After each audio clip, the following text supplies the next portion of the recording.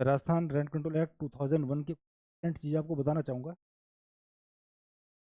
Act के अंतर्गत जो भी आता है, जो भी लिटिगेशन आता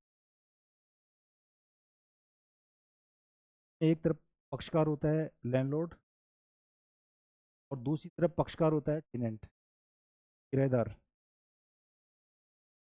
और जो वाद का विषय होता है, वाद बिंदु होता है प्रेमाइजेस के इर्द गिर्द। प्रेमाइजेस का मतलब वो प्रॉपर्टी जो किराए पे दी गई है। तीन चीज़ें हो गई, लैंडलॉर्ड, टेनेंट एंड प्रेमाइजेस, यानी भूस्वामी, किराएदार और परिसर। अब इसके बारे में थोड़ा थोड़ा अलग अलग बताना चाहूँगा। पूरे एक्ट में जब आगे आप जाएंगे पढ़ेंगे कि हर सेक्शन में, हर क्लॉज में, सब सेक्शन के अंदर, हर चैप्टर चैप्टर के अंदर यही तीन वर्ड बार बार आपको मिले। पहला क्वेश्चन ये है कि लैंडलॉर्ड कौन है। लैंडलॉर्ड इस एक्ट की सेक्शन क्लॉज सी के अंदर इसको डिफाइन किया गया है। बड़ी सिंपल सी डेफिनेशन है। एक्ट के अंदर जो डेफिनेशन लिखी गई है उसकी टेक्निकलिटी पे मत जाइए आप। एक की वर्ड बताऊंगा, वर्ड कहिए या की फ्रेज कहिए, वो बताऊंगा, उसको याद रखिएगा। आपको लैंडलॉर्ड की डेफिनेशन याद रहेगी हमेशा। लैंडलॉर्ड होना वास्तव में किराया प्राप्ति के अधिकार से जुड़ा है। ये बेसिक चीज़ है लैंडलॉर्ड होने के लिए। संपत्ति का कोई व्यक्ति लैंडलॉर्ड है, स्वामी है अथवा नहीं, ये इस बात पे डिपेंड करता है कि उस संपत्ति का किराया प्राप्त करने का अधिकार है या वो किराया प्राप्त कर रहा है। भले ही वो अपने बिहाफ पे भी किराया प्राप्त कर सकता है या किसी और के एजेंट के तौर पे या रिसीवर के तौर पे या ट्रस्टी के तौर पे या गार्जियन के तौर पे किराया प्राप्त कर सकता है। भले ही वो कोई व्यक्ति अपनी प्रॉपर्टी का किराया खुद प्राप्त कर रहा है तो भी लैंडलॉर्ड है। अगर कोई व्यक्ति प्रॉपर्टी के मालिक के बिहाफ पे बतौर एजेंट, बतौर रिसीवर, बतौर गार्जियन या बतौर ट्रस्टी भी किराया प्राप्त कर रहा है, तो माना जाता है कि वो व्यक्ति, अगर कोई परिसर किराए पे नहीं है, स्वामी या लैंडलॉर्ड से ऐसा व्यक्ति अभिप्रेत है बतौर ट्रस्टी, बतौर एजेंट, बतौर रिसीवर, बतौर गार्जियन किराया प्राप्त करने का अधिकार है। कोर्ट्स के अंदर जो लिटिगेशन आते हैं, ट्रिब्यूनल्स के अंदर, रेंट ट्रिब्यूनल के अंदर जो लिटिगेशन आते हैं, कई बार इस तरह की डिफेंस, इस तरह की प्ली अपोजिट पार्टी यानी टेनेंट द्वारा ली जाती है कि व्यक्ति ने पिटिशन फाइल की है, जो लिटिगेशन लेके आया है वो लैंडलॉर्ड की श्रेणी में नहीं आता और ट्रिब्यूनल को डिसाइड करना पड़ता है। जब तक लैंडलॉर्ड और टेनेंट का रिलेशन स्टेब्लिश नहीं होगा दोनों के बीच, तब तक तो रेंट कंट्रोल एक्ट लागू ही नहीं होगा।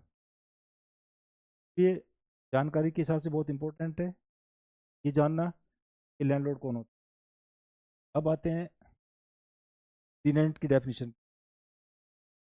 सेक्शन 2I के अंदर टेनेंट को डिफाइन किया गया है। अब जैसे कोई व्यक्ति भूस्वामी है अथवा नहीं है, उसका अधिकार इस बात से जुड़ा हुआ है कि वो किराया प्राप्त कर रहा है या किराए पे दी गई संपत्ति का किराया प्राप्त करने का अधिकारी है अथवा नहीं। ऐसे ही टेनेंट के मामले में यह है कि यदि कोई व्यक्ति की संपत्ति का किराया देने के, अदा करने के दायित्वाधीन है या उस व्यक्ति के बिहाफ पे कोई दूसरा व्यक्ति किराया अदा करने के लिए दायित्वाधीन है, ऐसा व्यक्ति किराया करने के दायित्वाधीन है, वो व्यक्ति किराएदार कहलाता है। कानून में डेफिनेशन में चीज स्पष्ट की गई। कोई व्यक्ति भले उसकी किराएदारी समाप्त भी हो, जब तक कि अधिनियम के तहत ये दखल नहीं कर दिया जाता ट्रिब्यूनल द्वारा, तब तक वो किराएदार बना रहता है, भले उसकी किराएदारी क्यों ना।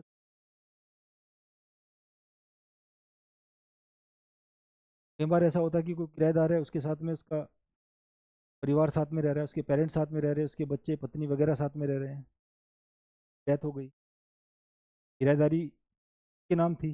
अब प्रश्न ये पैदा होता है कि पीछे जो के पेरेंट्स रह गए, साथ रहते थे, या उसके पत्नी रह गई, उसके बच्चे रह गए, क्या वो भी किराएदार की श्रेणी में आते हैं? बिल्कुल आते हैं, डेफिनेशन में क्लियर है।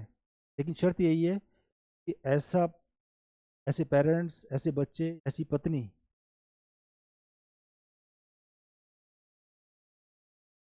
प्रॉपर्टी में किराए पे ली गई थी, तो रेजिडेंशियल पर्पज के लिए किराए पे ली गई थी, उसकी मृत्यु के समय उसमें निवास कर रहे थे। भले ही किराएदार था, उसकी डेथ हो गई, लेकिन आगे जो भी फैमिली मेंबर्स उसके साथ में रह रहे थे, किराएदार की श्रेणी। ऐसे ही अगर प्रॉपर्टी जो किराए पे ली गई थी कमर्शियल पर्पज के लिए थी, अब प्रश्न ये पैदा होता है, अगर वो कोई कमर्शियल पर्पज के लिए जिस प्रॉपर्टी का यूज़ किया जा रहा था, या बिजनेस पर्पज के लिए जिस प्रॉपर्टी का यूज़ किया जा रहा था, उसके साथ में कोई और भी बिजनेस में शामिल रह के उसके साथ में बिजनेस कर रहा था, फैमिली मेंबर्स में पेरेंट्स हो सकते हैं, माता पिता, बच्चे हो सकते हैं, बेटा है, बेटी, उसकी पत्नी हो सकती है। और जब उस किराएदार की डेथ हुई, प्रॉपर्टी के अंदर उसके साथ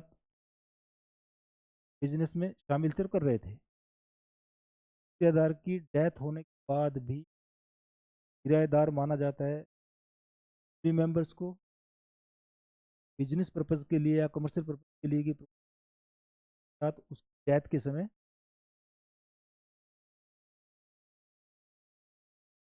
बिजनेस कर रहे थे। इसमें थर्ड आता है इम्पोर्टेंट चीज, प्रीमाइजेस क्या होती है? प्रीमाइजेस, परिसर, जो भी लिटिगेशन आएगा प्रीमाइजेस संबंध में आएगा।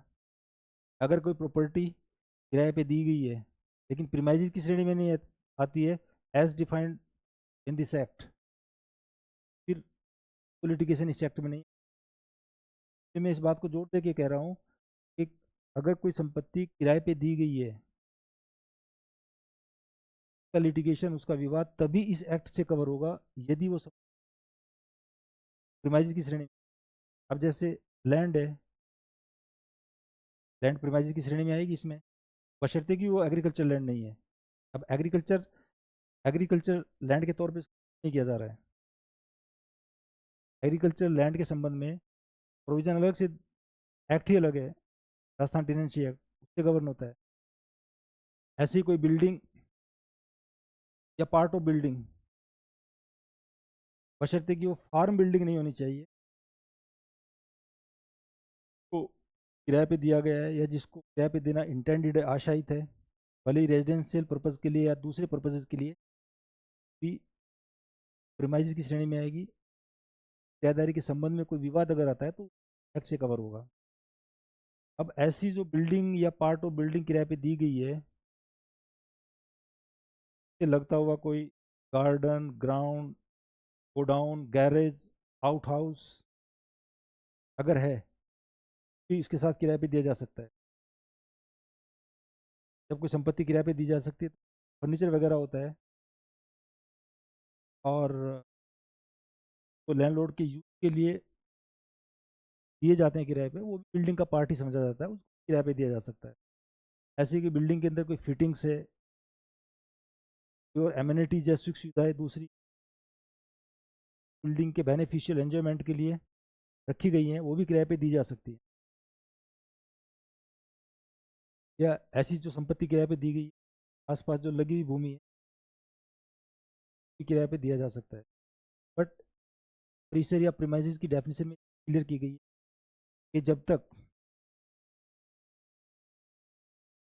ये की गई कि जो प्रीमाइज या प्रॉपर्टी किराए पे दी गई, छत है, रूफ है, किराए पे दिया हुआ नहीं माना जाएगा जब तक कि उस अलग से कॉन्ट्रैक्ट नहीं है।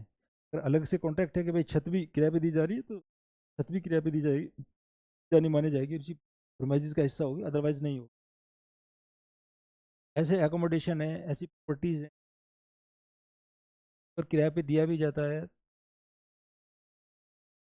ये माना जाता है कि ये एक्ट लागू नहीं होगा। जैसे होटल के अंदर कोई रूम,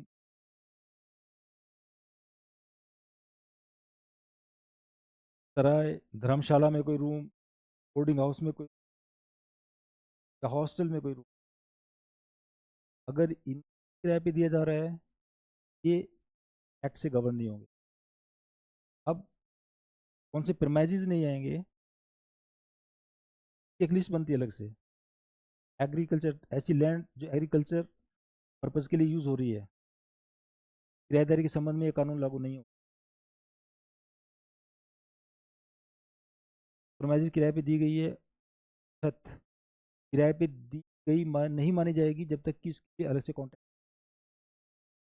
थर्ड, हॉस्टल में कोई रूम, होटल में कोई रूम, धर्मशाला में कोई रूम, सराय में कोई रूम, बोर्डिंग हाउस में कोई, अगर किराए पे दिया गया है, इस एक्ट से गवर्न नहीं होगा। ये इन वर्ड्स तो बहुत इंपॉर्टेंट है, बार बार आएंगे एक्ट के अंदर।